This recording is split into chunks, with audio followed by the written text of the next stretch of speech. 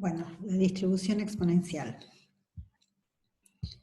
Es una distribución que viene dada por una función densidad que tiene la siguiente forma. Lambda por e a la menos lambda x. Entonces, vamos a definir que una variable aleatoria tiene distribución exponencial de parámetro lambda, se anota exponencial con el parámetro lambda, si la función densidad tiene el siguiente aspecto. Lambda por e a la menos lambda x para los x mayores que 0 y 0 en caso contrario. Esta función densidad trae aparejada la siguiente función de distribución. 1 menos e a la menos lambda x para los x mayores que 0 y 0 en otro caso. Haciendo el álgebra que corresponda, las cuentas que correspondan de integrales, vamos a descubrir que la esperanza de x es 1 sobre el parámetro y que la varianza de la variable aleatoria es 1 sobre el parámetro al cuadrado. Esta es una gráfica habitual de una función exponencial y esta es una distribución exponencial porque para los menores que 0 vale 0. Si nuestra variable aleatoria es exponencial de parámetro lambda, el pico más alto lo alcanza justamente en el parámetro. Y las probabilidades las calculamos como siempre, como área bajo la curva. Entonces podemos tener la probabilidad de que x sea menor o igual que a, como el área sombreada. Si reemplazamos por la función de distribución es 1 menos e a la menos lambda por a.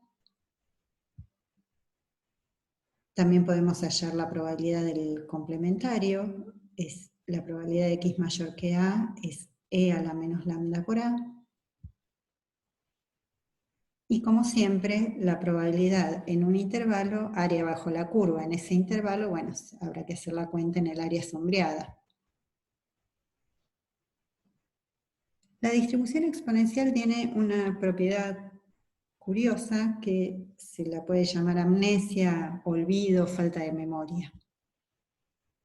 Supongamos que en un mostrador el tiempo entre la llegada de dos clientes consecutivos tiene distribución exponencial. En este momento son las 10:30 y el último cliente llegó a las 10:22.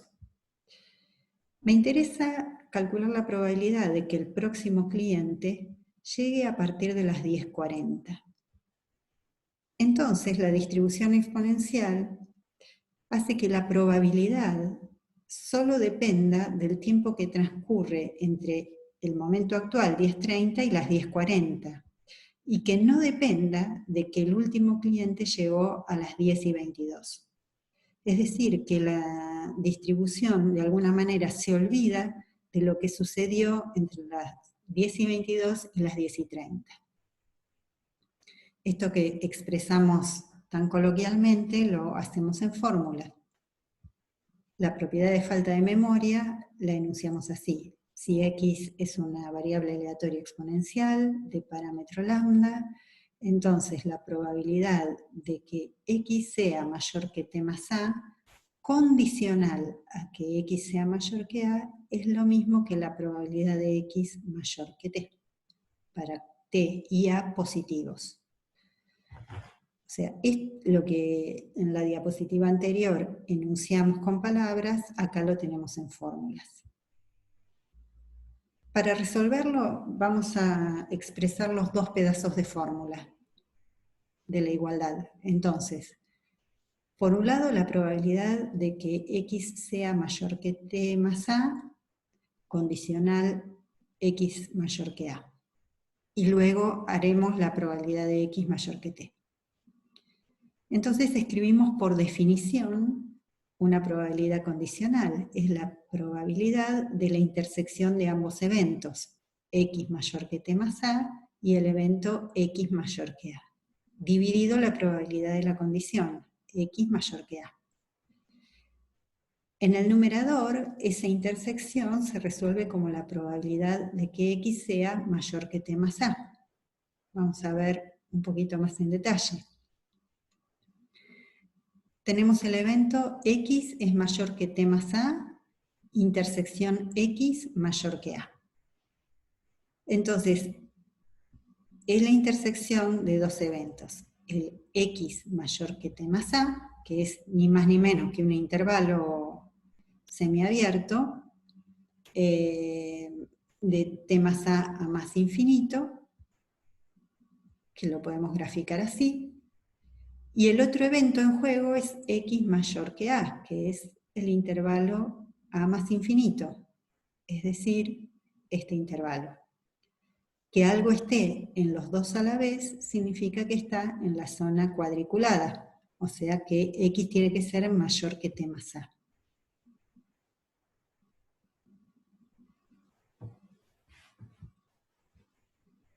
Simplemente reemplazamos en las fórmulas correspondientes con la función de distribución. Hacemos propiedad distributiva, cancelamos y nos queda E a la menos lambda por T. Si tomamos el otro pedazo de la igualdad, que es probabilidad de que X mayor que T, es 1 menos la acumulada en T, bueno, reemplazo esa acumulada por 1 menos E a la menos lambda T, saco el paréntesis con el signo negativo y queda simplemente E a la menos lambda T. Lo mismo que en el otro pedazo. Por lo tanto, son iguales.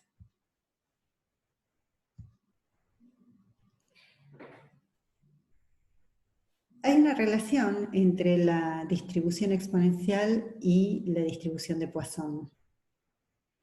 Para ello, vamos a estar hablando de un proceso de Poisson, temporal o espacial, con una tasa lambda por unidad de tiempo en el caso de un proceso temporal.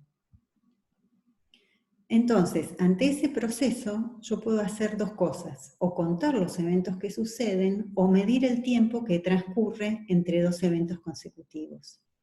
Si estoy contando eventos, entonces la variable que cuenta esos eventos será Poisson. Pero si estoy midiendo el tiempo entre dos eventos consecutivos, la variable aleatoria será exponencial. En los dos casos, el parámetro es el mismo, lambda. Analicemos el siguiente ejemplo. Los autos que llegan a un lavadero lo hacen siguiendo un proceso temporal de Poisson. Y la media son 10 autos por hora.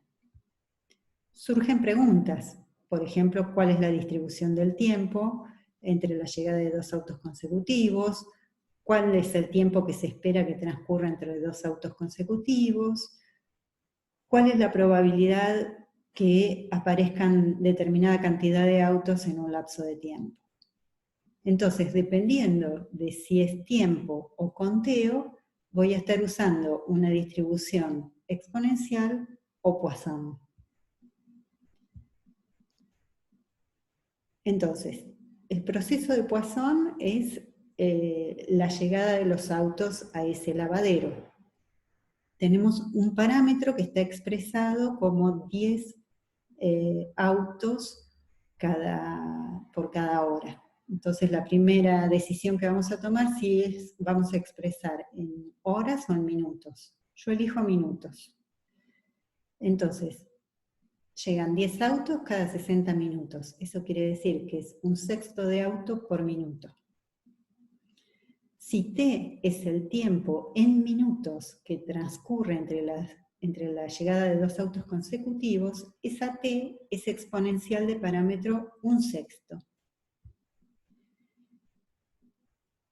Entonces, el tiempo esperado entre dos autos consecutivos es 1 dividido ese parámetro. 1 dividido un sexto son 6 minutos.